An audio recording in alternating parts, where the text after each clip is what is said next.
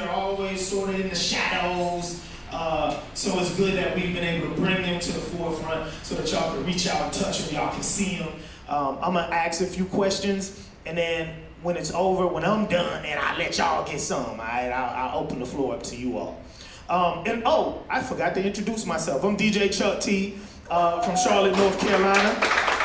This is my third event with Chattanooga Hip Hop, the Chattanooga Hip Hop Summit. This week I've been here the entire week teaching my music business class.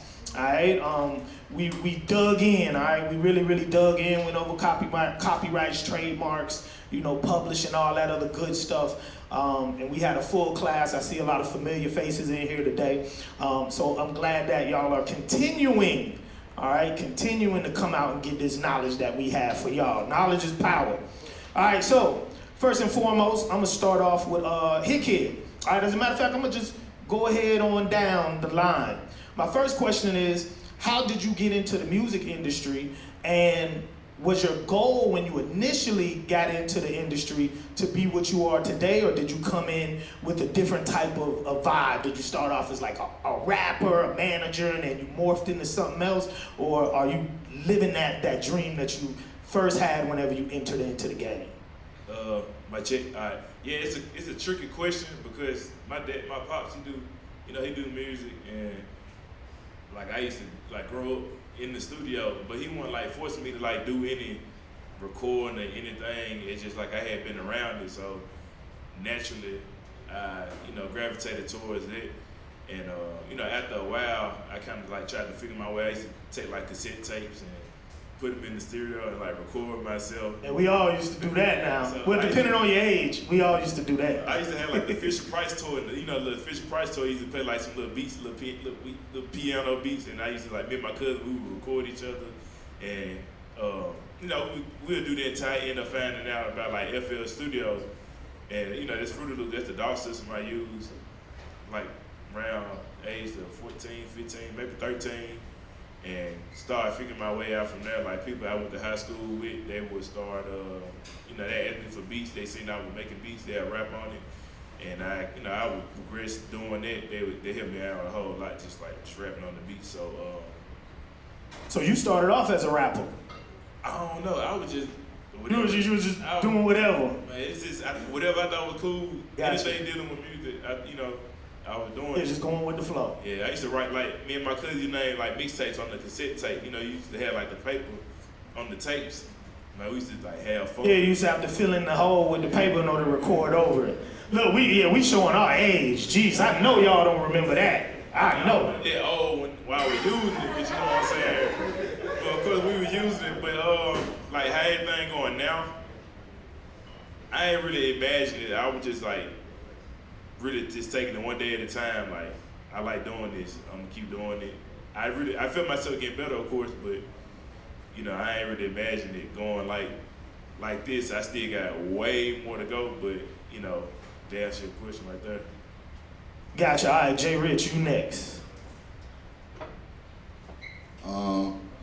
I started off trying to rap, man. So don't go Google my name and watch none of my rap videos. But yeah, I started trying to rap, and then I had a couple friends that were rapping too, and then I just always came at the game kind of different. They was just trying to rap, and we had a producer that was doing all the music for everybody. So instead of just waiting my turn to rap, my dad had gave me this computer, this Mac computer, and I gave it to him. Actually, I tatted his name on my face to say "Thank Phrase." He's my mentor. He taught me how to record and engineer.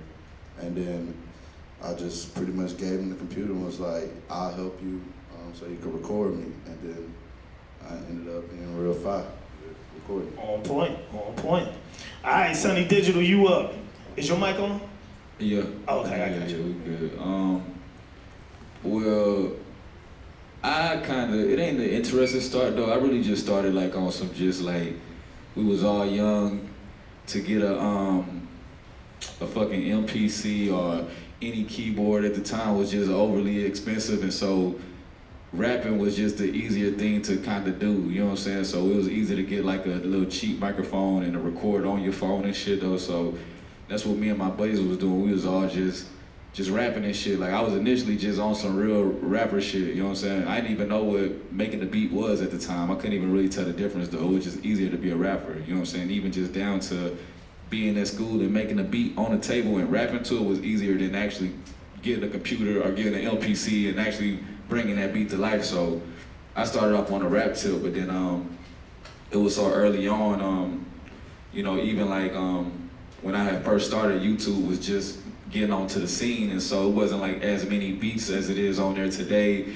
and it wasn't like as many producers and all that stuff that it is today and stuff. And so like, you know, when we was rapping, it was like a group of us and whatever though. So we basically ran through all of the beats that we liked that was on YouTube at the time and stuff. And so once that had happened and we kind of like hit a standstill, one of my buddies, he was like, I got this program, you can make beats on it or whatever though. And at the time I was still trying to find myself though, you know, like, you know, at 13, 14, you trying to figure out if you about to be a ball player or if you about to be doing some of the other shit that all the other kids is doing though. Like nobody ever came to me and was like, hey, you can do beats or something. Like it wasn't, that wasn't a thing back then, you know what I'm saying? And so like, during that time I was trying to like gravitate and like find like what was my purpose or what I was gonna be doing like in my adulthood or whatever. You know, I seen everybody else kind of falling into whatever they was gonna be doing, and like my buddy, he kind of he just showed me. He was like, man, this new program, Fruity Loops. It was Fruity Loops 3 at the time.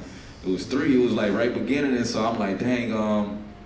I had got it. It was a demo or whatever, and I don't know. I just started making beats and stuff. I just started taking a liking into it, and you know, it was a demo version. You couldn't save the beats and stuff. So every beat you made, you had to like send it out and stuff. And so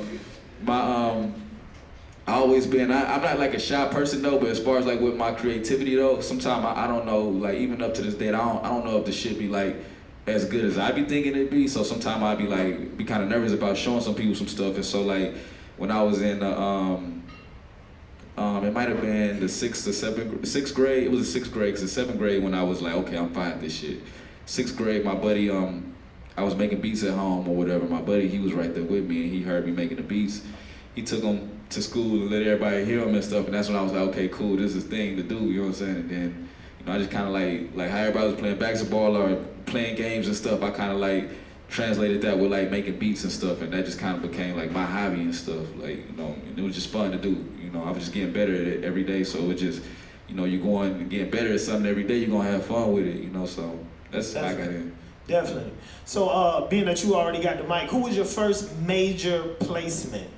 My first major placement is like the one that everybody know, Racks on Racks, YC Future. That was like my very first, that was the big bang for me and stuff. I feel like that was a big bang for the industry. Like that's the first time everybody heard Future and stuff. That's the first time I heard him and stuff, you know. How did you end up landing that placement? It's a kind of a crazy story too. You know, my career was like at the very beginning, but like it was like the beginning of my professional career though, you know what I'm saying? And so like I used to like my professional career started with Gorilla Zoe. When I jumped off the porch, Gorilla Zoe took me in. I was staying with him for probably like the first beginning half of my fucking career and stuff. You know what I'm saying? He let me stay at his crib for free. I was down there making beats. When I found out that Rex came out, I was at his house. But the way that Rex came about was from me being around Gorilla Zoe.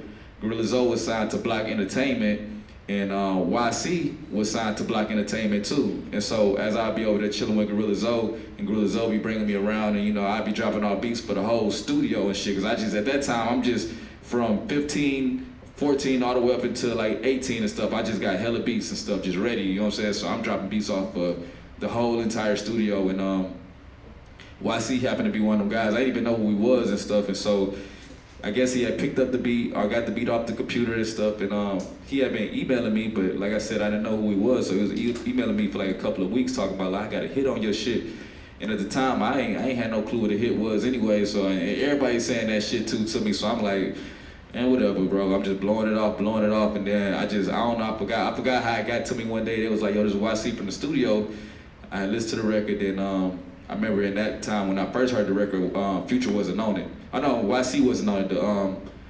The way that Future got, the way that YC got the record was like Future had did all the parts already, all Future parts. He always said he wrote that whole entire song. When I first heard that song, it was like a fill in the blank song. At that point, anybody could have came in and just made that shit a hit. You know what I'm saying? Like Future had the hook, his verse, open verse, the hook. You know what I'm saying? It's like shit, nigga. I literally could have came in there and put the verses in. That shit would have been a hit. You know what I'm saying? So like, you know, Future is always it was a fill in the blank song, bro. Real vocal about that. But we didn't know. But the problem with that first hit though, none of us really knew each other. I didn't know YC like that. I didn't know Future like that. Future didn't know me like that. YC didn't know me like that. It was like all the stars just aligned and stuff though. But it was good. But on the flip side though, it was like nobody was trying to like, I ain't gonna say be loyal to each other or look out for each other, but that's, in layman's terms, that's what it was though. Which made sense though, because nobody really knew each other to look out for each other though. So when that song came out, I'm trying to tell YC, man, don't forget about me, man. But shit, who am I to him? You know what I'm saying? I'm just, right. You know what I'm saying? Definitely, nah, I get it. Hitkidd, same scenario with you, same question for you. Like, who was your first major placement? My first major placement, that's a crazy question because I ain't really just had like no hit, like outside of F&L, it had to be F&L because like I just had built up a reputation where like people would gravitate to anything I would be behind. I had a song called Down with Lil Migo and Crucial that went viral on TikTok, like when TikTok first came out, and we ain't know why every time we posted, we would get like all these comments and likes, and we get on TikTok, we see people like rocking side to side, down. And that's when like people was really becoming like TikTok famous, so that was like one of the hits, but like outside of that, it was definitely F&L. I had like a lot of songs that were big in the region, but other than that, I had to say F&L. All right, so since you got the mic, what's your preferred weapon of choice whenever you're producing? What's your go-to? All right, are you somebody who still hits the pad and hits the keyboards, or is everything computerized now? Definitely a laptop. I mean, I'm trying, like, as I'm growing as a producer, I'm trying to, whatever make a sound, that's what's gonna work. Definitely. That's the point where I'm at now, bro. I use literally everything, bro. I use MPC, FL, Ableton. I got keyboards. I just use literally everything. You know what I'm saying? It's no rules in it, so I just be like, shit. You can add this with this, and this, and you know what I'm saying? And make some crazy shit. You know? Definitely. So let's get down to the business. When do y'all bring out the split sheets? Whenever you're working with an artist, because that's a question I always get. You know, when do we talk splits? When do we bring out the split sheets? You see that dude over there? Your manager. I ain't talking splits. You're not talking splits? Don't talk business with me, because he talk to him, then he gonna talk to me. Then I talk to him, then he talk to them. Gotcha, nah, understood. Well, Kadeem, when do you bring out the split sheets? Before the song come out. All right, but before the recording session or after the recording session? Usually he can probably be in the studio and I'm talking to the people like, this is what we gonna Okay, do. so at the same time. That's if it's like a major label, but like, you start bringing up split sheets, they kind of make me look at you a little different, because now I feel like you're trying to like get over on stuff. You start talking about split sheets too soon, then I'm like, Man, I'm not even getting in the studio with somebody who worry about the splits of an actual song, for real. I'm like, we worry about this shit being a hit, bro. You know what I'm saying? We don't, like, real creators, we don't be worried about like the split sheet, like we understand it, but like, I had a situation where I was trying to like just work with somebody out of Memphis, and I was just, you know, just do what I had already did before, and just like, hey, we just finna, man, make some stuff happen. And then his pops get in the bed and start talking about, yeah, what's up with them split sheets? I was like, I ain't gonna lie, you're not coming out of town with me. It's only like that though, because you know, you ask questions like that though about a split sheet though, and realistically though, when you actually in the game, let's say me and Hitkidd, we never been in the studio and did no work together though. But I know if we get in the studio together though, if we made 50 beats, it ain't gonna be one question about no goddamn split sheet though. You know what I'm saying? It's like shit, off top of my head though, if it's just me and him on the beat, shit, 50-50 right down the middle. Yeah, 50-50. Shit, you know what I'm saying? It's just that simple. If it was me, him, and JRich on there, divide that by 50 by 3, that's that. You know what I'm saying? But like, I think people be like getting confused about like the actual splits of the song and stuff though, and all that stuff. Like, you make money from the song though, bro, but you don't make that much money from the song to be holding up a song for some splits and shit, bro. You gonna make more on the front end. If you want to split. Gotcha. They ain't making Yeah, nothing out of nothing makes nothing. Not splits. JRich, I'm glad you reached for the mic because this next question for you. You are an engineer. As of maybe the last 7, 8 years, well, 5, 6 years, I'll put it this way. We've had engineers come and say, I've really had to dress your song up and make it real for me. You know what I'm saying? So I need to be on the split sheet as well. How do you feel about that? Because, you know, there are just so many engineers who can take a song. Well, I won't say there's a lot. But if you are the type of engineer that can take a song from being some bullshit and add effects and, you know, EQ it and all that other good shit, you know, do you feel like you deserve to be on the split sheet at that point? Yeah, for sure. Because a lot of times, you know, what they don't talk about, what engineers do, we do a lot of vocal producing. We do a lot of, like, the song, like when I first was recording Lil Baby, he would just freestyle, like, 5 takes, and I would put every word together to make the song. So, JRich, before you get deep into that though, now I'm gonna play devil's advocate though, because I'm a producer and I done Hey, that's what I like. Let's do this. Whose side do you take from? You take it from the producer or the artist 50%? Nah, if you do vocal producing, that's from the artist. But if I do something with the beat or something like that, and the producer, really? But what if I didn't ask you to do that on my beat? That's what I like. That's what I'm going with it. Listen though, that's real, because sometimes, you know, the producer might be like, yo, I didn't like that, but sometimes, like, it's the artist's song too. Well, you take it out the artist's point. If he like that, what you did to my beat, take it out his end. Don't penalize me for something that y'all like. Oh, hold on, we got somebody else who want to chime in. No. The split don't matter until you make it matter though. If you make it matter, then I'm gonna go business with you though. It's like, okay, you bringing it up like you want to add something in here, then you want to say you're gonna take it from me. I think the whole reason why I want to advocate for engineers. Ain't nothing wrong with it though. I pulled it, JRich. I'm just. No. But that's good though. I'm glad that you played devil's advocate, because that's what they need to hear. No. I'm gonna go ahead and say, like, engineers, we just don't get percentage at all. So I don't think that's just whack. Like, I don't care if I was getting 1 to 5%. Like, at what you just said, the vocals or the beat would not sound good if it's not mixed. But, like, you got producers like him who already have their beat mixed how they want. You get what I'm saying? So this is why I try to say for, like, engineers to, like, kind of get in and get a percentage. Like, I just got a percentage with Boy Wonder on Offset album because I placed the beat. So when you're an engineer and you write with the artist and you're the one playing the beats for the artist, that's where you got the power. So that's where you can kind of get a percentage from the producer. Correct. I feel like, all right, so, okay. I feel, I'm not against it at all though, because I was in the same predicament though with Travis Scott. You know, and with him, you know, he got all these samples and all these people, you gotta, so much shit though, you know what I'm saying? So it got down to the engineering, he had done so much work in it, and I had a great relationship with him though, you know what I'm saying? And Travis was like, man, he was on some industry standard shit, like, nigga, fee, it's a fee for you, my nigga, that's it, you know what I'm saying? But he's like, he feeling like, he kind of in his feelings though, not feeling though, because he didn't put the work in. It's like, dang, bro.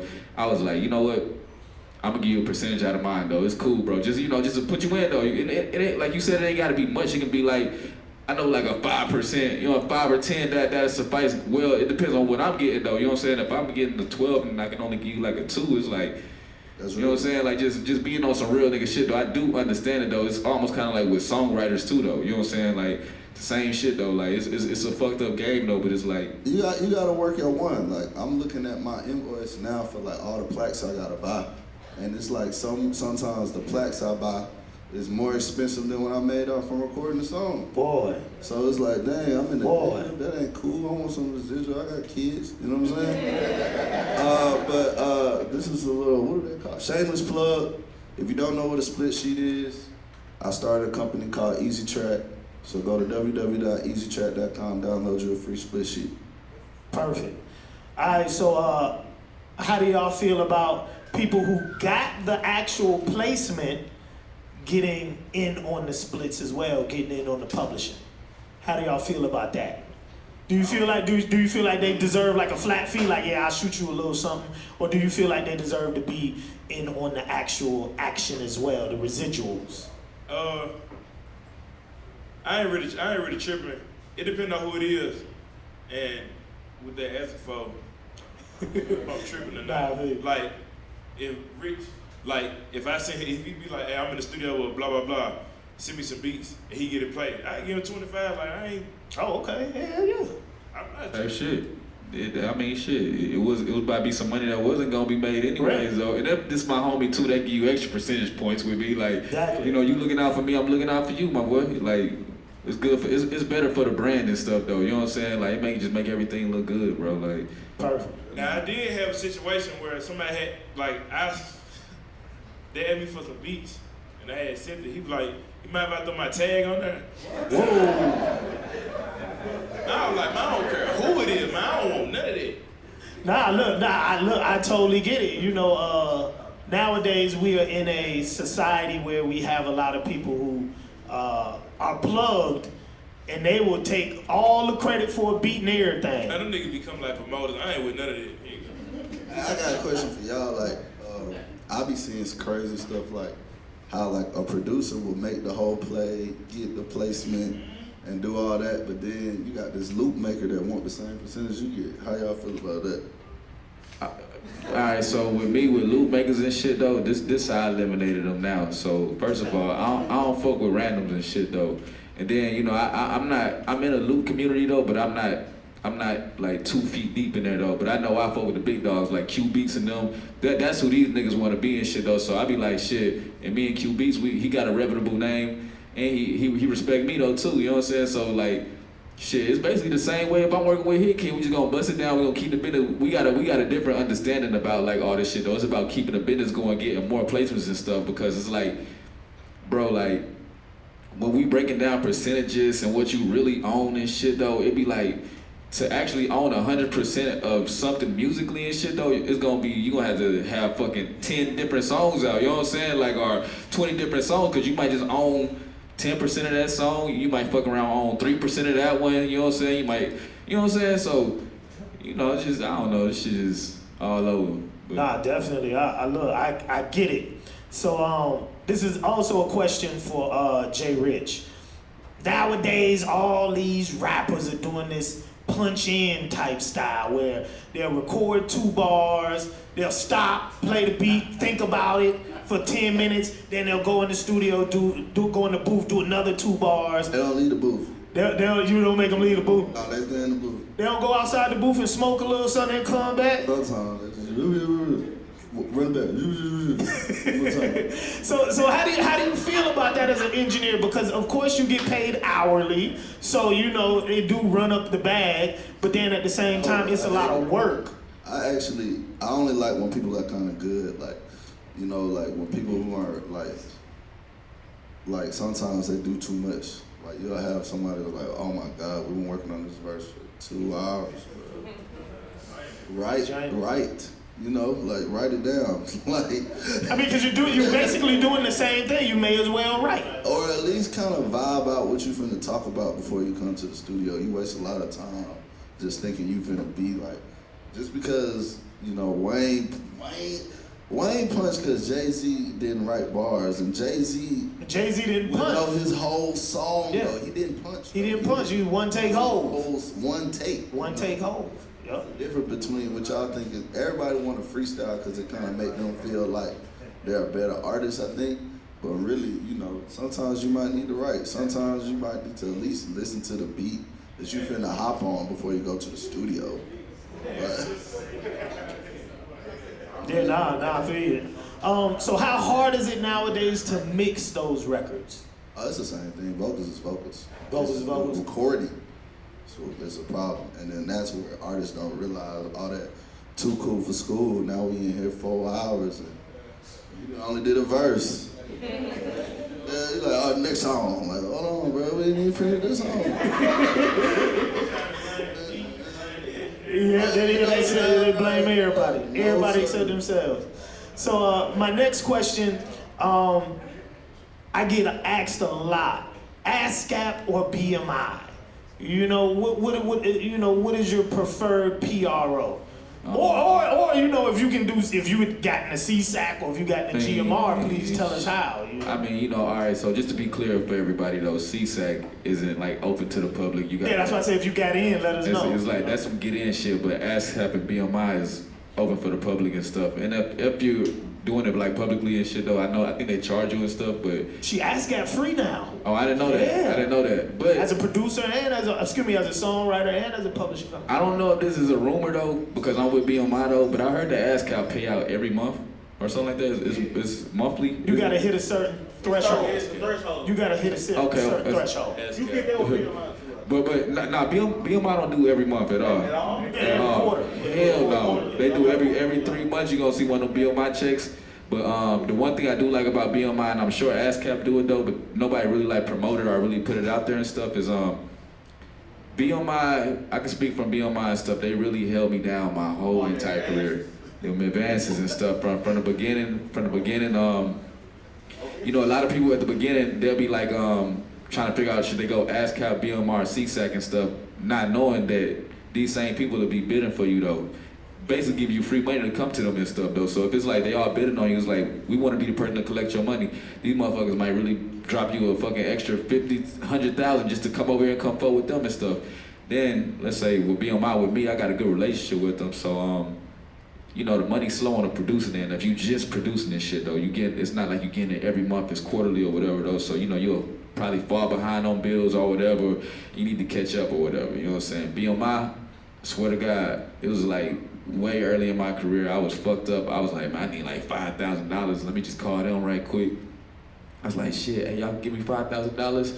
It's like, oh shit, we can get you $35,000 tomorrow. I was like, bet. But this is early on. This is early on. This is early on, y'all. This is my first time doing that. My first time doing it. I'm like, god damn. I'm like 35, bet. Psh, check came next day. Next day the check was there. Only thing they asked me to do was like stay with BMI. They didn't ask for none of my like. This is better than the publishing deal. I'm like they not asking for no publishing. They not asking for no ownership. They asked for nothing. They just want me to stay with them longer. So I just had to sign like a little paper saying I'm gonna stay with BMI for 2 more years or whatever though. Boom, did that. Shit, that was worth it though. It was. Yeah, I did it again. I did it again one time. BMI, I'm gonna tell y'all every reason why I put with BMI. I'm sorry. Hey, look, that's the whole point. I don't mean to be long-winded though, but I just need y'all to know, like, BMI didn't save my ass, bro. Like, so fucking one time I asked them for, it might have been, I can't remember the exact number. It might have been 35,000 what they had gave me before, and then this time they had came back and was like, we can give you 75,000. I'm like, all right, bet. I'm like, but when I'm seeing it, it's like they not taking no publishing, they not owning anything. So it's like shit, why not? Basically, they advancing you money that you gonna make already. They advancing your money without no interest on it, no nothing on it. You know what I'm saying? No interest. And so boom. Hey, Lil Russell about to call them today. So Lil Russell about to hit them today. I need 100 bands. This is my last straw with them. I was like, y'all, I really fuck with y'all though. So early on in my career, like from when I started doing racks all the way probably like 8 years deep, I hadn't done my taxes. And I done my taxes and shit. I was getting all them letters and shit though. I was just disregarding them, just like, I'm like, man, y'all like this. I'm like, man, it's just hard. Like when you just getting money like this, and it's like, dang, bro. Like really, I'm playing the catch-up game with my life and shit though. So it's like, you get a $200,000 check, you might really be $200,000 in the life hole and shit though. You might need $200,000 to catch back up to life and shit though. So you know, I wasn't like just out here just fucking the money up. They were just trying to catch back up to life and shit though. You know what I'm saying? And so boom, when that like they were sending me all these letters and stuff saying I owed or whatever though, I'm just, man, y'all gonna have to get this shit in blood. Show me y'all real. Show me y'all gonna take this shit, man. Oh, they will, bro. Oh, they will. So, but it opened up my eyes too, though. So like, so what happens is though, so boom, I think BMI calls me. They was like, hey, we got it's a levy on your account. I'm like, damn. I'm like, I know what it is already, type shit though. You know what I'm saying? So I asked them, I said, how much is it? They said it's like, it's over 100K or whatever though. I'm like, shit. I'm like, damn, okay, this shit caught up to me. But then they was like, hey, look, this is what we'll do. We'll pay off the levy and stuff. We'll pay what you owe and shit though. And then we'll give you another 100 on top of that shit though, type shit though. You know what I'm saying? Like get back right. Like, you know what I'm saying? Like, you know what I'm saying? They paid off the levy for me though, but basically they're paying it off with my money. They know I'm gonna make it in the future already though. So they got that much trust in me though. It's like, we're gonna give you this, we're gonna make sure you straight. And it's interest free. You know what I'm saying? And it's interest free though. You know what I'm saying? So. You can't beat that. But I'm not saying that y'all should go do that though, but for me learning that though, I was like, okay, cool. And then it opened up my eyes too, because BMI at the time, all the way up until now too, they was the one giving me like them big figure checks though, like the 50s, I was getting them in the mail too for 40 and stuff. So it was like like being like we independent contractors and stuff, and like when it comes to the IRS and stuff, you know, you gotta basically report everything yourself though, you know what I'm saying? And you know, it's up to you, you know what I'm saying? If you leave it up to them, all they looking at is where the most money coming from though, because mind you, that's where all my money wasn't coming from, BMI, but the big lump sums was coming from there though. So if you want the IRS agents and you looking up my shit, you just see the big ones coming from BMI, freeze that account. But mind you, I'm getting money from every label. Getting money from Universal, goddamn, Sony, Epic, all these labels though. But they not gonna do every little thing though. They gonna just go for the big dogs and shit though. Nah, you know what I'm saying? So they went for them, and they let me know they was on my tail. Got them paid off. That was cool. You know what I'm saying? So BMI, my favorite though. Alright, Hitkidd, I think I heard you say ASCAP. We said they get paid every month. I'm finna go to Oh, okay, I got you. No. I got BMI. You got BMI as well? Who you with, JRich? You want ASCAP? No, okay, all right, let us hear some pros and cons, if you have any. If you ain't got none, then, you know. Nah, I just got some game. Like, when I was first starting out, you think all you need is your PRO. Like, you sign up for the writer and you sign up for the publisher. Really tripping, you know? And then you don't have a business account. So it's like, just advise people to kind of start a business account. You get paid quicker. Also, like, you don't really sign up for your publisher for your PRO. You gotta get a publisher like Song Trust. Or like anybody, for real. Like, you know, so that's some game I get to people when they signing up for PRO. That's a mistake I made. I just won't sign up for no PRO until I got a hit. I'm gonna have them people bidding over me. That's it. I'm not. They can collect the money from. Say you can wait 9 months. They can. Whatever you made 9 months ago, they can go get that. Yeah, about to say, they go back a few years. You know what I'm saying? So shit. They go back a few years. You can put a song out, let it be a hit, let them bid over you, get some free money, you know what I'm saying? And shit, call it a day. Shit. Hitkidd, who's the easiest artist that you work with on a regular basis? Because I know you sort of keep a lot of stuff in-house, all right? You keep a lot of stuff in-house. Like, you got a team, like you got artists that you really, really rock with. Who's one of the easiest artists that you have ever worked with, or who you are working with right now? It might be Deuce. I'd say Duke. Hey, Deuce? Yeah. Gotcha. What about you, Sonny Digital? Who's one of the easiest artists that you have ever worked with or you're working with right now? As far as production-wise, it's pretty easy for me and Don to get a hit done quick. Me and Don Tyler will knock it Gotcha. Yeah. quick, you know. Hey, JRich, how about you? I know on the engineering tip it's a little different, but you know, who's the easiest person where you just go in and hit record and they can knock that thing out? Well, really Offset, mainly because I've been with him for like 6 years too, so I kind of know before he say, hey, run it back, I'm already running it back, or like, I just know him. So it's just a lot easier to knock out hits, but I got his template. I kind of know how he want to sound. Gotcha. Easy. So as of lately, a lot of chatter has been around producers putting out albums. A lot of producers say, I'm tired of sitting on beats. You know, I'm tired of waiting for placements. So I'm gonna sign up with all of the necessary people that I need to sign up with to get all of my money. I'm gonna treat myself like an artist, and I'm gonna release an instrumental album. How do you feel about that? I'm all for it. I know my homie Cedric, he does it. Like, he do a lot of like instrumental albums. I put out some singers. FNL one of them, so you know what I'm saying. Go for it. Gotcha. What about you, Sonny Digital? How you feel about producer albums? If we talking just instrumentals and stuff. Just instrumentals, yeah.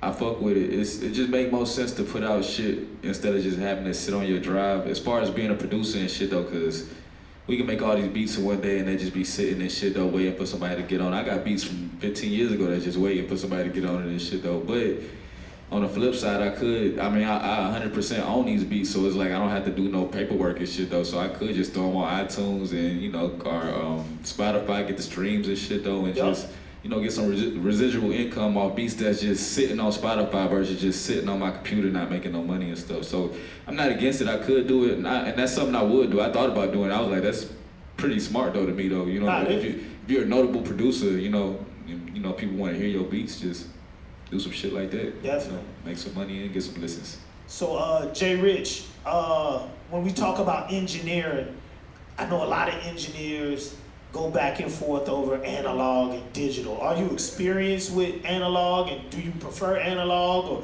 do you do digital, or do you go back and forth? Really, you gotta work out the box too. Like you gotta have that means analog. You gotta know like the different gear when you're in a different studio, because it might be a certain chain that they running with the mic that you gotta adjust. But I really like my temper too. I got a sturdy temper, so I'll be in the box too. Gotcha.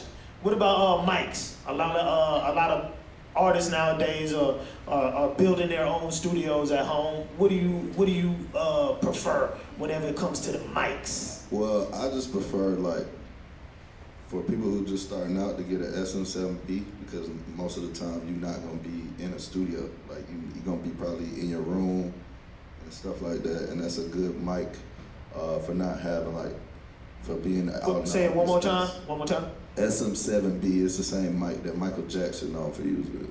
SM7B, but yeah, podcast microphones. Like those are good mics to have when you first starting out. But besides that, a little bit more expensive. My go-to expensive mic is gonna be the U87. Gotcha. That's pretty much the industry standard for the big boys. Go to the big boy one, bro. The Sony C800 is the industry. That's the big boy. That's the big boy. So this question is for Sonny Digital and Hitkidd.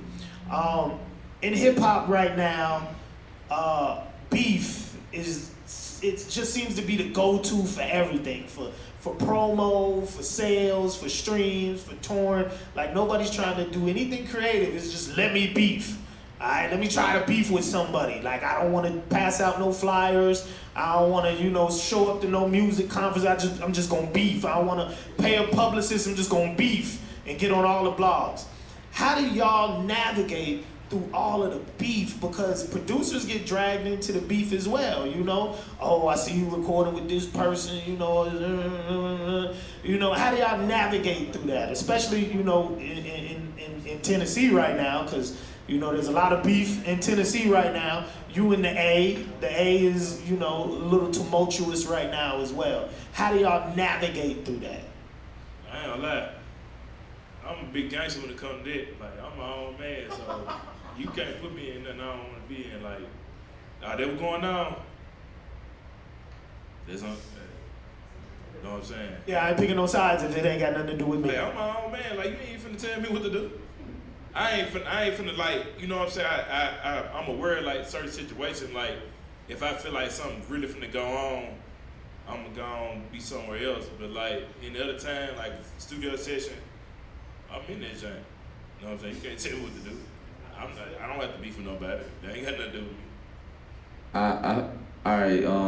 I feel exactly what he had said too. Like I'm on that same wave though. But this is, I guess, like if you wanted to like shake the leaves of the tree with your question and stuff, if the producer was signed to the artist and stuff, then you would have some type of obligation to have that loyalty to the artist and not go fuck around with like somebody they don't fuck with though. But a nigga like me who ain't signed to nobody and looking at niggas like Zaytoven and Shawty Red coming up producing for each other. Shawty Red producing for Gucci Mane and for Jeezy, and Zaytoven producing for Jeezy and Gucci Mane and shit. I'm like, man, business is business, man.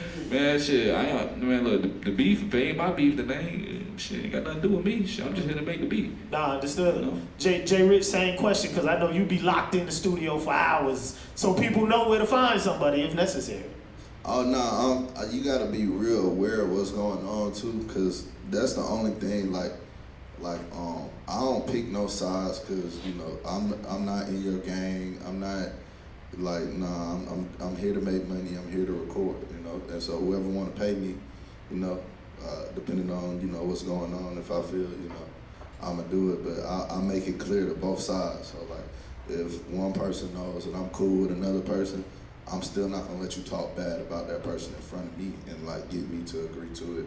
And it's the likewise on the other side. Like, I'm not finna join your party. And if I know you got beef and you finna go out on the town, I ain't going. Nah, understood. Understood. I ain't going. You can't drag.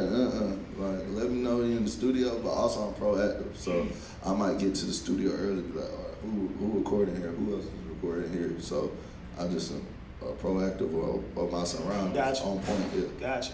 All right, Hitkidd, this question for you. This is something that a lot of us want to know. You work with a lot of women, bro. Like, how hard is that? Because I know it can get super catty. I know, you know, it could just be a lot of, you know, I need this done this way. Women are super demanding.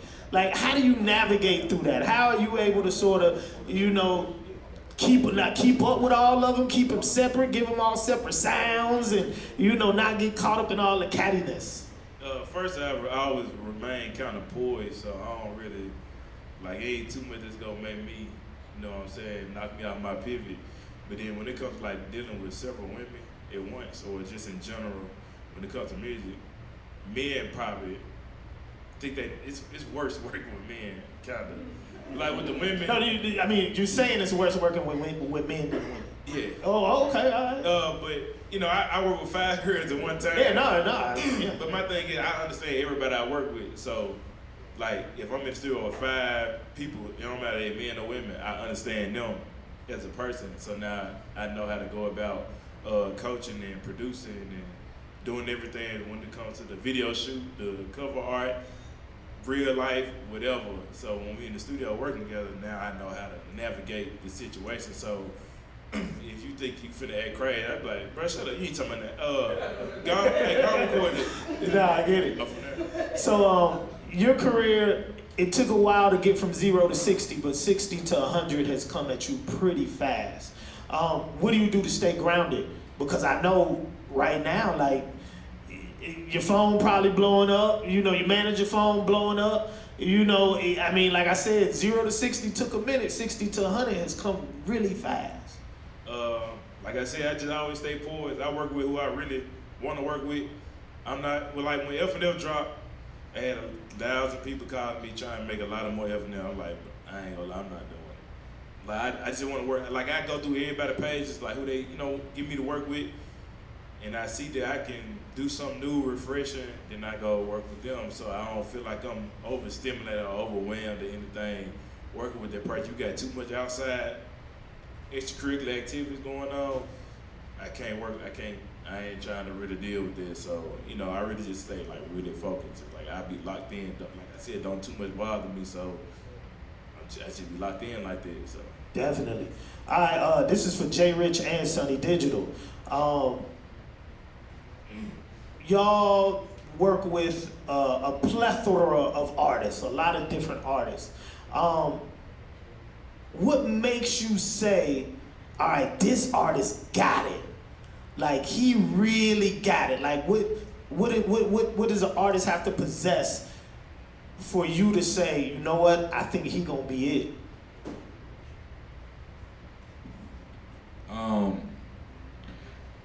That's like a case by case study, bro. I can't really like tell you, like, you know what I'm saying, like that shit it's different. Like I might be randomly just on some, like I might be random somewhere not looking for this shit. No, I might be like, damn, that's it right there. Like this gonna be it though. Or like I can, in my like example that's direct to me is like McConan and shit, bro. When I was producing McConan shit, bro, like nigga, when we was doing all that shit, we was not looking at that as being like some hits or being anything. We was solely just doing that shit because we liked the way it sounded and it was something different than what we was already making. And that shit, we couldn't call, we didn't know it was gonna be that. Bro, that shit still cracked my head to this day that people took a liking into that shit, bro. You know what I'm saying? Like, we didn't, bro, I swear to God, we was black, but it just come back to say, like, sometime I don't even be knowing some, I be thinking I be knowing sometime, like, you know, like, of course y'all gonna see all the times when we right, but y'all ain't gonna see all the times when we was wrong. When we thought we had some shit, it'd be some bullshit though. But, you know, like I said, every case is different though, and like, I'm not gonna lie, every time this shit, whoever be like the next person like blowing up, usually surprises me and stuff, you know what I'm saying? Except, it's been one exception though. Tizo was like an exception for me. When I seen him, I was like, dang, why he ain't blow up yet? That was my question though, you know what I'm saying? I knew he was, I felt like he was gonna be that guy though, but, you know, I can't really just call it though. But one thing I can say though, like people who kind of got their own individuality and stick out from everybody though, that'll give you a head start. Boom, that's what I was looking for. I'll say this, cause like that was kind of part of my sauce when I was starting out. Like, it's find artists I think finna blow up and record them for free so I can get some more credits. So part of that is just kind of seeing the metrics of things going, how viral people going. So like, I was Yachty first engineer when he was like out in an apartment, but he was still getting like 100,000 plays on SoundCloud. He was still getting like different people was posting him. So I didn't mind investing my time and recording him for free. Another thing, like when I was Yeat first manager too, he reached out to me when he had like 100 followers, and I just liked his sound, like just really liked the way he sounded, and I was just like, okay, cool, so I'm gonna invest in him, put some money into him, started introducing him to some people. So that was somebody from, you know, the day one. But really all the artists that I see that pop, they have like, they don't take no for an answer. They're not waiting on nobody.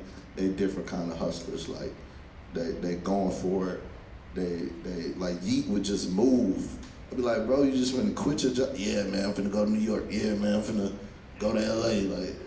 Like don't even have a full plan. Might only have like 5 racks. Like these folks like would just put they all into it. And when you real focused, and I can kind of see it like, okay, you got an image, the sound, boom, boom, boom, and it's who your network is, and your ambition. Really, your ambition. How ambitious are you?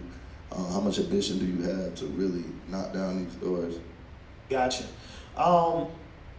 Hitkidd, since you got the mic, for all of the aspiring producers and new producers and up-and-coming producers who are in the building, how do you suggest, and it can be one or two ways, you don't gotta really go into detail, how do you suggest they go about getting major placements or getting in the room with artists who can get them major placements? Find you a few artists to work with, you know, lock in with, man, whether they, you know, up here or down here, you might make it further working with the person, you know what I'm saying, that's at a lower, they have a, you know, smaller platform because y'all built a better sound than you with a bigger artist. So just keep doing it, and then eventually them go be your placement. Like when I was working with 5 girls, I would tell them like, man, I'm gonna make y'all like me, and everybody gonna want to work with us. So them were my placements. I wasn't trying to. I don't never placement chase. So make your own, and you the placement. You know what I'm saying? Great advice. Great advice. Man, and I feel like Hitkidd is like he in a new generation right now. I feel like he's derivative of like what we had laid down too. Like on some like, I swear everybody that we was working with, nobody was popping, bro. Like I told you, the future first hit was Racks on Racks, which was my song produced by him and stuff. And I'm like, shit, I didn't, you know what I'm saying? It was like we were just building everything around us though, because to even get to these major people though, like the people who you thinking and shit though, like that shit is hard, bro. Even like right now type shit though, it's kind of like we had to build our own environment and have them niggas want to come and be a part of it though. That's the thing, you know, make them want to come to you, like. But come to you, they go see you. It I was gonna say too, there's one thing, I always be doing these panels that nobody never talk about though, bro. And I feel like Hitkidd does a great job at it though, and it just be going, not unlooked, but it be like, yo, this nigga is like really good at this shit. As a producer and somebody from behind the scenes though, bro, if you wanna make money farther than just that way though, you gotta brand yourself, like make a brand, you gotta be somebody, you know what I'm saying? Like, I don't know if y'all be seeing Hitkidd when he go out, he be doing the whole presidential shit though, like, so, even if you don't know him, you gotta see him. You're gonna be like, oh, this person was this person. Or I don't know if you remember when the baby was at South by Southwest in a diaper and shit though. You know what I'm saying? Not saying we go to that extent though, but like us doing that shit, like as far as producers and stuff and behind the scene people, I feel like we gotta start pushing out, like, bro, you gotta brand yourself. Like, fuck just staying behind a computer all day, though. You know, like, this shit, like, this game, like, really revolves around people wanting to be like you. You know what I'm saying? Somebody gotta look at you, gotta wanna look like you, gotta wanna talk like you, gotta wanna walk like, wanna make beats like you, whatever it is, though. You know what I'm saying? Like, Personality. I had, speaking of that, like, I had somebody at label, they told another label they wanted to, like, you know, have a conversation with me that I had a big, like, my personality was too big, like, you know what I'm saying? Like, Yeah, how's your personality? Well, you know, I guess most producers are sort of introverts. that thing they put, I just supposed to sit there and be like, Yeah, nah, no, I ain't like that. Like, I'm one on one. Like that thing, like most of the people, like I kind of peep. Like they be trying to like dumb down, like dim my light what I got going on. Man, why Hitkidd up here? Like when I be on the red carpet, they get to looking around. Yeah, I'm here. Yo. I got platinum hits now. And then they be like, man, he taking a picture. How do you know him? And now I'm gonna catch you looking. I'm gonna look at you. Yeah, I see you. I know you. I see you out here. Yeah, I see. I would say like branding is a big one. Like I remember when I first came around like a label and I was getting paid more than like the head engineer, but he knew way more than me.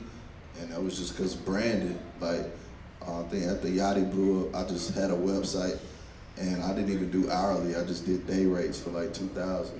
And I remember I've been talking to like my manager and be like, yo, you don't think that's too expensive? And then we just sitting watching TV. And then the thing go ding ding. I'm like, hold on.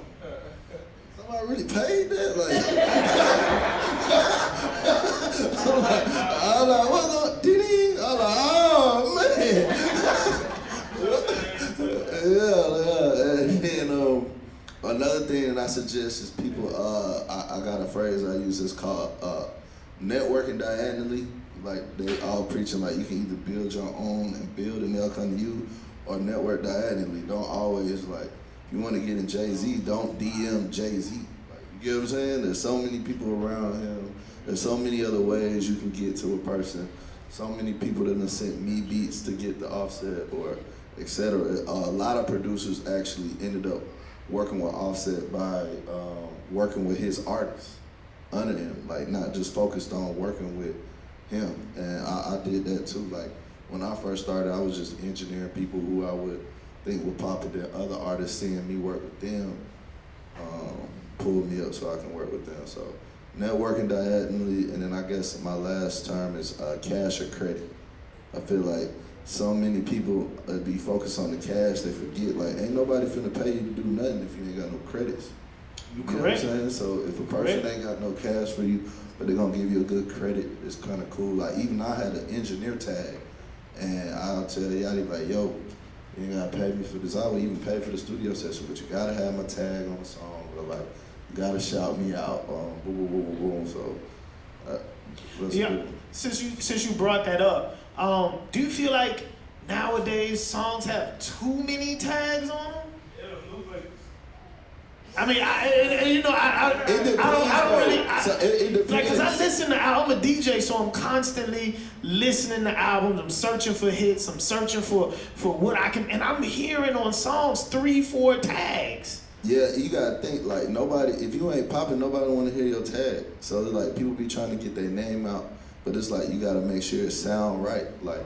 We got a song we ain't even was gonna put out until Metro put his tag on there because it's part of the it's part of the experience. It's an instrument too. Yeah, it's like, part of the experience. And then Metro, then the drop come in, boom. Like, I mean, no, definitely. You know, people pay attention to the producer tags. Sometimes, bro. I'm a whole fault for that though. With all the tags on songs and shit though. I'm gonna take up for my generation and shit though. Cause I'm not gonna lie, we was pushing that out because that was what was working for us. So it's like.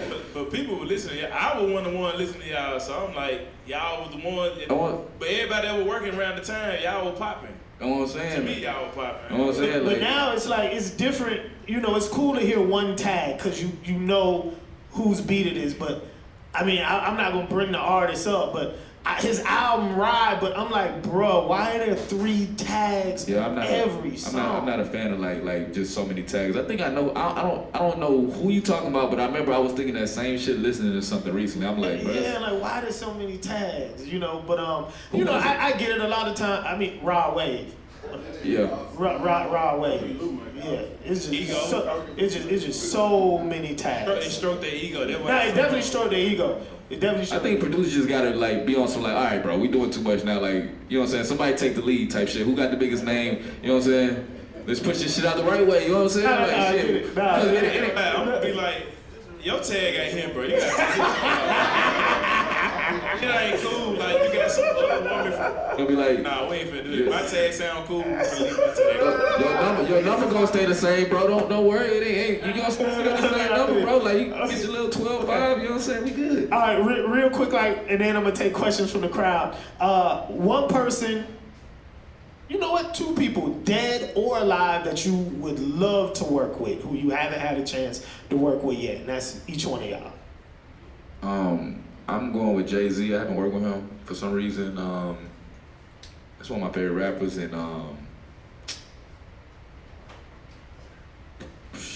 don't know, man. I ain't even gonna lie, bro. I'm so introverted. I'm like Hitkidd. I be focused on what I got going on around me, man. I be like, I fuck with all this shit out there, but I be like, I gotta focus on what's around me and shit, man. So Ain't nothing wrong with that. Over Ain't me, nothing man. wrong with that. JRich, you next. Anybody you can have in that booth, bro, in that studio with you. I think it's Tupac. Hitkidd say Michael Jackson, I say Tupac. Damn, that's a hard one. Dead or alive? Dead or alive? You done Dead made it or way alive. harder. For sure, Biggie. Would love to. Oh, work with Biggie. I wish I was one of the engineers on Miseducation of Lauryn Hill. I think J. Cole would probably be kind of cool to record. He look like he's don't do a lot of punching. I'm about to say real smooth. And he look like the check gonna clear on time. Oh yeah, definitely. He'll probably write the check himself. Like, he ain't about to make you wait on the label. Yeah, Lil Russell, work with my boy, you know what I'm saying? Yeah. I like working with good-hearted people, you know what I'm saying? Understood. Like good heart, good energy. like we in the studio, it just feel good type shit. Like Yeah. there's no underlying intentions behind here. Like of course we all here to make a hit though, but for me, when I'm in the studio, I be like, I just want to make something good though. I don't care if it's the hit or not though. I be like, I just want to make something that feel good. You know what I'm saying? I ain't, like I said, of course we all searching for the hit though. Are we trying to get a hit though? But like my main goal after being in it for so long, it'd be like, I just want to be around good people, make good music, and usually that's the formula for making a hit though. You know what I'm saying? Nah, Kendrick Hitkidd, probably you up? too. I have to go with Kanye and Rihanna. Okay. That's two good ones. All right, so look, I will take questions from the crowd. Y'all gotta meet me though. Look, every time I stood up, everybody told me to move. I was right here, they say move. I was over there, they say move. Y'all gotta come to me. Y'all come up front, man. Okay, all right, let me hold the baby then. Nah, I'm playing, go ahead. I got you, hold on. I just want to make a statement. Back to what y'all were talking about on the split sheets. I'm an engineer here. Got a few well-known artists out of Atlanta and stuff like that I work with too. It was one producer I worked with because, like y'all was saying, relationships. Because he didn't want to have to title me as a co-producer from where I basically turned the beat up on him. I had to send him exactly everything I did, all the drops, everything, and he went in and put it in just so that he wouldn't have to give up any credits. And I'm like, bro, I don't even want the credits. Let's just put it out. Yeah, that's wild. All right, next up. Was that a statement or was you? Yeah, it was a statement. Yeah. It was just a statement. It was just a statement. That shit was lame as hell though, bro. But I'm gonna tell you what lesson you should learn though, bro. I'm gonna tell you what lesson you should learn, bro. Stop fucking with everybody, bro. Like you know, when you fuck with all these random people and shit, you gonna get them that unexpected random shit from a random person. They ain't no loyalty to you. You know what I'm saying? Like he trying. We being taught this game is a fucking eat game where like we all trying to eat this shit though. You know what I'm saying? So shit. I don't know you. We got a placement. You trying to get something? You ain't produce nothing over here, man. Fuck that. I don't know you, nigga. Like, I'm gonna X you out. That's how I ain't gonna lie. That's how I play it though too. Early on, if I'm like hungry and shit though, I'm like, why is he? I don't even know this nigga. Like, you want co-production? You an engineer? That's how I'm thinking at the beginning though. Like, not I know engineers now, and I know how much of a role they play though. But I just think that people just gotta go in like I told him I ain't want none of the co-production. I was just doing it because it felt right on that song. So he was like, nah, I don't want you to be able to come back and say Well, I feel them on that too, shit. I feel them on that too, shit. I ain't no telling what you own, so like You might come back. That shit. Yeah, that should be a hit tip. A year later, you be like, yo, I did this. Oh, you did it. You know what I'm saying? I feel them though too. I feel both of y'all though, but on the producer end, I feel them a little more too. I don't want one nigga coming in doing that. Hey guys, I'm Reese Rats. I'm an artist based in Charlotte. So when it comes to like up and coming artists working with established producers, you might not always have the budget. Do y'all collaborate, but you're also a songwriter, so do y'all collaborate with songwriters, or y'all prefer to send beats out to artists with a hook or melodies or stuff, or do y'all do that ever? I don't know. It really depends. Like I write songs, I produce, I do everything. So I don't really send out beats because like, what you doing? Like I don't know what you doing with the beat. So we gotta be in the studio and like I gotta be able to produce like I need to, especially like when they up and coming. They they obviously seeking some type of what I'm saying, like coaching or whatever. So that's like my thing with that. I be having the hooks and stuff. I be sitting there, I be listening to my beats, driving around and writing to it, and be like, hey, I'm just gonna say this for later. I don't normally like go and record on the beat unless I'm in the studio. Like, so if I pull up a beat with an artist, it don't matter, Big Stallion or whoever that's up and coming, we get in the studio, I pull up a beat, and I'm like, I got an idea, I'm finna go in here, and I go in there and mumble something crazy, but it end up sounding cool. That's the type of way I work. So I don't normally just always sing like something with hooks or verses on it. I feel like unsigned artists, not all of them, but like on the way coming up though, you know what I'm saying? You kind of got to work in your bracket though too. You can't be where you at to try to shoot a Hitkidd, cause it's gonna be like, dang, I'm like, originally I'm just gonna feel like I'm doing way more for you. Like it's just like my hand just way more out for you than you're not really doing enough for me. You know what I'm saying? Even the monetary wise and shit though, I can make more money just staying in my circle working with this artist over here and shit though. So when I be telling like artists like that, I don't think y'all should even like really be attacking people or trying to work with people though, because on the real though, like niggas like me, I'm pretty sure Hitkidd, JRich, all of us, we be online, we be watching shit though, you know what I'm saying? So if I see something I fuck with though, I'm gonna naturally just hit these people up. I randomly hit anybody up. Like if I like some shit, hey, come fuck with me, I'm at the studio right now. Like if I don't know you know what I'm saying? But that's me taking a creative risk though. That this person might be kind of fucked up in the head though, but I do like your creativity and shit though, so I can kind of, it's a give and take situation sometimes though too, but. On the good side of this, like how we see someone online, we reaching out, they be like, man, they got all it with, they can not respond, tell me yes or tell me no, so that might come up off somebody by them reaching out. I would DM it. I remember one time I reached out to Dolph, and I was like, you must be scared to work with me. He was like, nah, long shoes, ass nigga, these super hitting over me.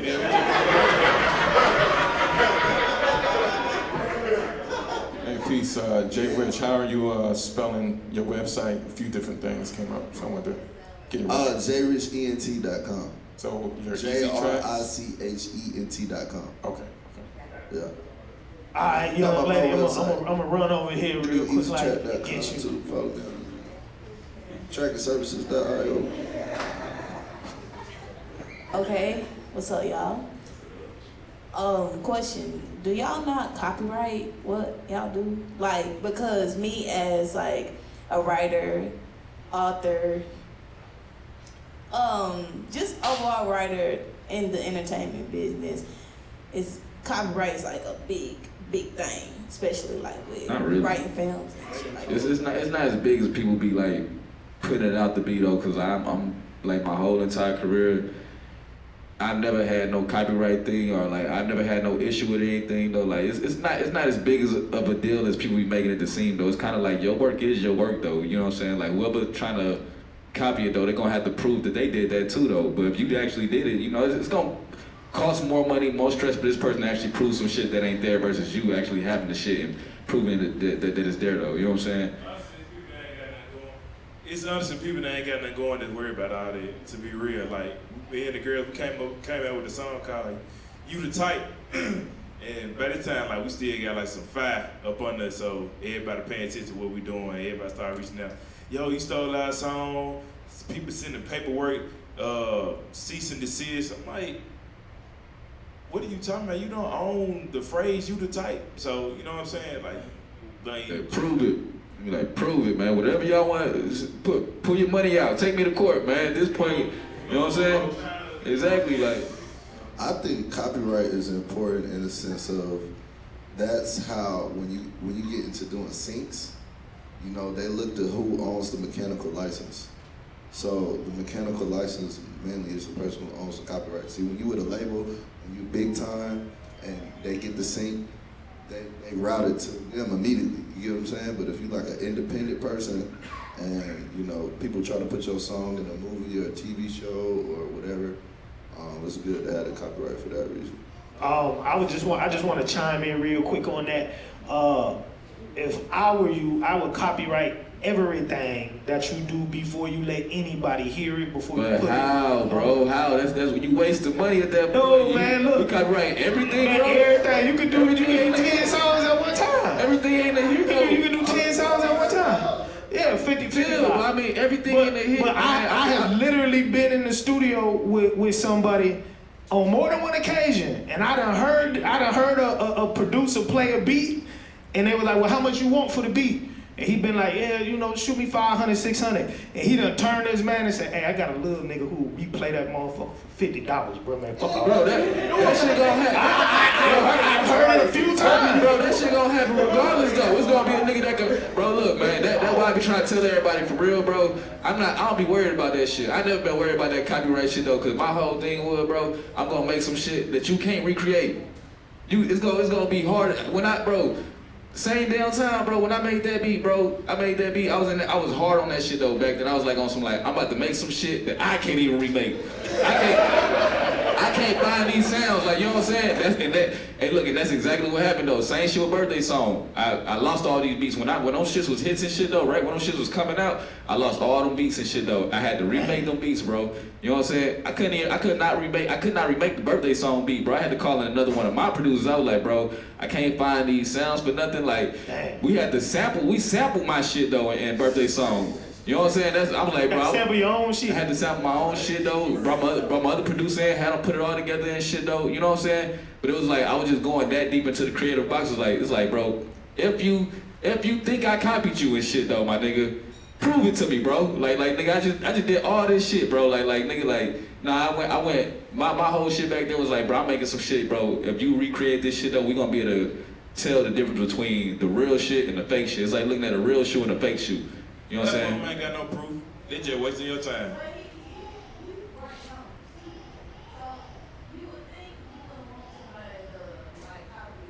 Boy, look, I'm gonna tell y'all, you better copyright it, Daddy boy. The sharks is out here now.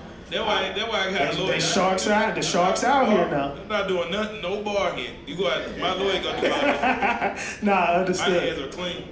All right, everyone. That's the time. Even with the copyrights, even if, like with that shit though, like with me though, I came up on some shit like that with a song that I made the beat and everything though, and then they came back and said I had a piece of Lionel Richie or something in there that I had sampled or whatever though. I haven't even heard that song before. I'm like, I don't know none or whatever, blah, blah, blah, we'll do. But I'm like, man, fuck it, man. We want this shit out, bro. Like, that's what they want. That's what they want. They say I copied it, and you know, there's like so many chords and shit though, like that you can do on a keyboard. It's like shit. At that point, it's like fuck it though. And he a bigger person. It's like I'm not going against this shit. You can't. I'm not. Even if they was wrong and I went to court with it though, they got the money to fight it longer than I. They got longer money than I do. You know what I'm saying? So I'm not about to waste my money, man. Look, we gonna just make this money like this, bro. Like.